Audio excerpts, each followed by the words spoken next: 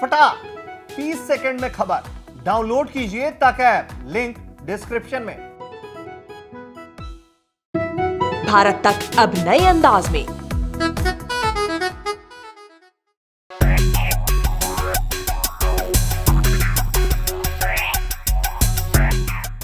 नमस्कार, जय हिंद। भारत तक देख रहे हैं आप और मैं हूं ऋषिराज। सैनिकों को -50 डिग्री में भी ठंड ना लगे और इसके लिए भारत को विदेशों से कपड़े ना खरीदने पड़े, इसके लिए हमारे देश की संस्था डीआरडीओ लगातार काम कर रही थी। लेकिन डीआरडीओ ने अब जो किया है वो भी बहुत सराहनीय कदम है। दरअसल इस तरह के कपड़े को, सूट को डिजाइन करने के बाद डीआरडीओ ने 5 कंपनियों को यह तकनीक भी दी है ताकि इसका उत्पादन बड़े मात्रा में हो सके। तो क्या है ये कपड़ा जो बहुत है खास सूट जिसके बारे में हम कर रहे हैं बात, कौन है ये कंपनियां और डीआरडीओ ने क्या कुछ किया है, ये सब कुछ हम इस वीडियो में बताएंगे।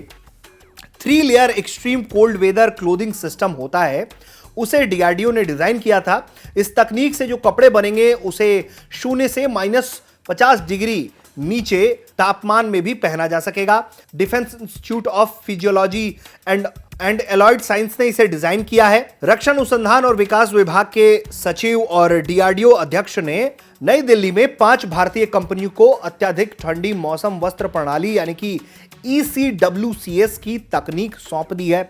ग्लेशियर और हिमालय की चोटियों पर अपने ऑपरेशंस के लगातार संचालन के लिए भारतीय सेना को ECWCS प्रणाली की जरूरत थी, जिसे हम 3 layer extreme cold weather clothing system कह रहे हैं, और उसके लिए जो है वो डीआरडीओ काम कर रही थी। अभी सेना जो है ECWCS वस्त्र प्रणाली और अनेक अलग विशेष कपड़े जो हैं वो ऊंचाई वाले क्षेत्रों में तैनात सैनिकों के लिए आयात करती है, लेकिन डीआरडीओ ने इसे अब बना लिया है और शारीरिक गतिविधि के विभिन्न स्तरों के दौरान हिमालयी क्षेत्रों में विभिन्न परिवेश वाले जलवायु परिस्थिति में भी इसे आसानी से पहना जा सकता है और यह शरीर के लिए बहुत आरामदायक और सहूलियत वाली चीज है।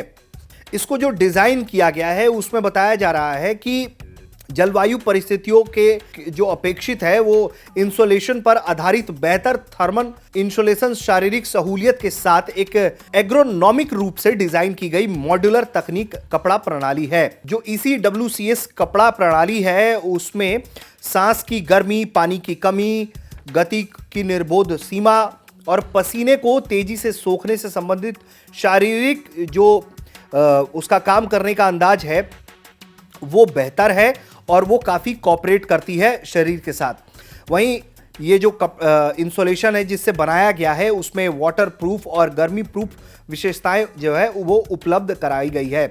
3 स्तर वाली ECWCS प्रणाली को अलग अलग पैमानों पर नापा गया है और उसके बाद इसे तैयार किया गया है, जिसमें शारीरिक कार्य की तीव्रता के साथ 15 डिग्री से -50 डिग्री सेल्सियस के तापमान के रेंज में उपयुक्त रूप से थर्मल इंसुलेशन उपलब्ध कराने के लिए डिजाइन हुआ है।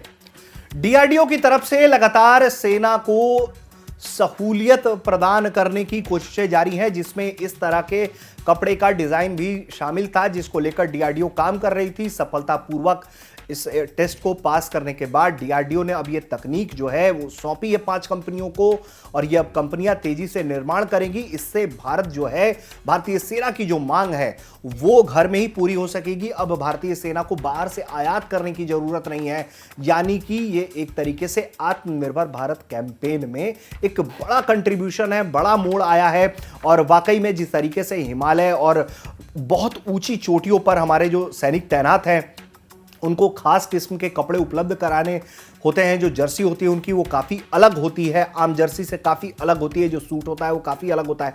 ऐसे में ये इसकी मांग बहुत लंबे समय से थी जिसे अब डीआरडीओ ने पूरा कर लिया है और अब ये तकनीक भी सौंप दी गई है। तो भाई हमारी तरफ से भी बहुत सारी बधाई इस कैंपेन को, और हम चाहेंगे कि हमारे सैनिकों को दुनिया की बेस्ट में से बेस्ट क्वालिटी की चीजें उपलब्ध हो। देखते रहिए भारत तक।